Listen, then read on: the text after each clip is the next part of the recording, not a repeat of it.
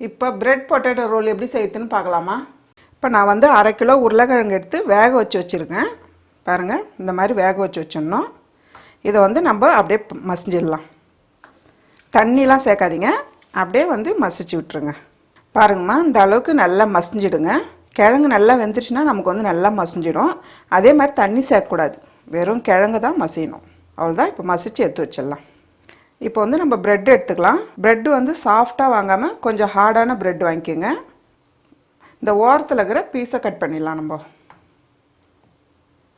4 பக்கமும் கட் பண்ணிவிடுங்க. இந்த மாதிரி கட் பண்ணி வச்சுக்கலாம். 2 ஸ்பூன் எண்ணெய் சேர்த்துக்கலாம். எண்ணெய் சூடானதும் கொஞ்சமாக ஜீரகம் சேர்த்துடலாம். ஒரு பச்சை மிளகா பொடியை நறுக்கியிருக்கேன், இது சேர்த்துக்கலாம்.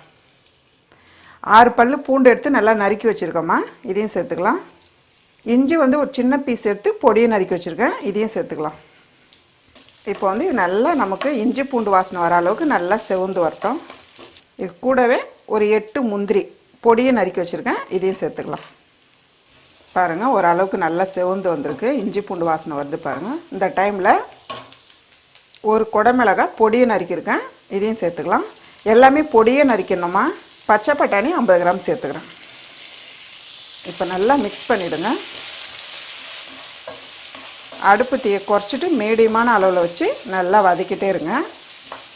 இதுக்கு வந்து நம்ம தண்ணிலாம் சேர்க்க போகிறது கிடையாது, அப்படியே அந்த எண்ணெயிலே வதங்கிறதுல தான் நம்ம செய்ய போகிறோம். பாருங்கள், எல்லாமே ஓரளவுக்கு நல்லா வதங்கிடுச்சு. இந்த டைமில் நம்ம மசாலா சேர்த்துக்கலாம். மசாலா சேர்க்கும் போது அடுப்பு தீயை குறைச்சிடுங்க.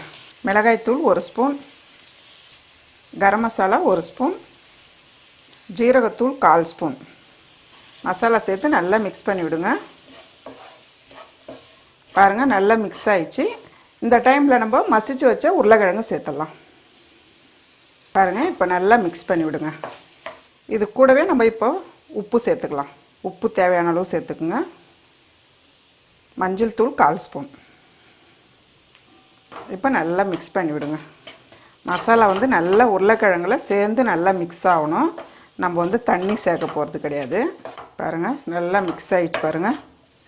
இந்த டைமில் வெங்காயத்தாள் பொடியை நறுக்கி வச்சுருக்கேன், இதையும் சேர்த்துக்கலாம். உங்களுக்கு வெங்காயத்தாள் கிடைக்கலன்னா நீங்கள் கொத்தமல்லி சேர்த்துக்குங்க. வெங்காயத்தாள் சேர்த்து நல்லா மிக்ஸ் பண்ணி விடுங்கம்மா. அவ்வளோதான், நம்ம ஸ்டவ் ஆஃப் பண்ணிடலாம். இப்போ நம்ம ஓரத்தில் கட் பண்ணி வச்சுக்கிற ப்ரெட் எடுத்து தண்ணி கொஞ்சமாக சேர்த்துக்குங்க. இப்போ இப்படி ரொம்ப நேரம் தண்ணியில் வைக்கக்கூடாதுமா. இப்போ தண்ணியில் நனைச்சிட்டு இந்த மாதிரி பிழிஞ்சு எடுத்துக்கோங்க. இந்த மாதிரி பிழிஞ்சு எடுத்துடணும். நம்ம இப்போது ரெடி பண்ணி வச்சுக்கிற உருளைக்கிழங்கு மசாலா எடுத்து கொஞ்சமாக எடுத்துக்கோங்க. உங்களுக்கு எவ்வளோ தேவையோ அந்த அளவுக்கு எடுத்துக்கோங்க. வச்சிடலாம். இந்த மாதிரி வச்சிடுங்க. தண்ணி வந்து ப்ரெட்லேருந்து நல்லா பிழிஞ்சு எடுத்துருங்க.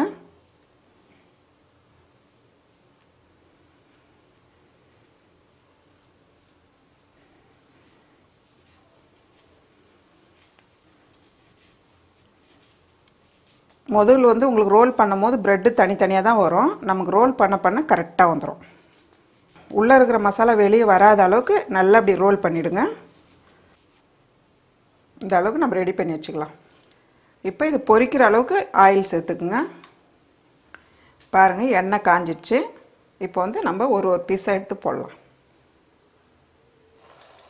முதல்ல வந்து ஒரு பக்கம் நல்லா செவந்து வரணும், அதுக்கப்புறம் தான் நம்ம திருப்பி விடணும். பாருங்கள், நமக்கு வந்து உடையவே இல்லை. பாருங்கள், இந்த டிஷ்ஷு வந்து குழந்தைங்களாம் ரொம்ப விரும்பி சாப்பிடுவாங்கம்மா. பசங்களுக்கு ஸ்கூல்லேருந்து வராங்கன்னா ஸ்நாக்ஸாக போட்டு கொடுக்கலாம். நல்லா இது ஒரு பக்கமாக இந்த மாதிரி திருப்பி விடுங்க. ஏன்னா ரோலாக இருக்குது இல்லைங்களா, அதனால் வந்து ஒரு பக்கமாக திருப்பி விடணும். பாருங்கள், எல்லா பக்கமும் நல்லா செவந்து வந்துடுச்சு. பாருங்கள், இந்த அளவு செவந்து வரும்போது நம்ம எடுத்துடணும். அவ்வளோதாம்மா, ரொம்ப ஈஸியான பிரெட் பொட்டேட்டோ ரோல் ரெடி. அம்மாவோட வீடியோஸை சுட சுட தெரிஞ்சுக்க மறக்காமல் நம்ம சேனலை சப்ஸ்கிரைப் பண்ணிக்கோமா.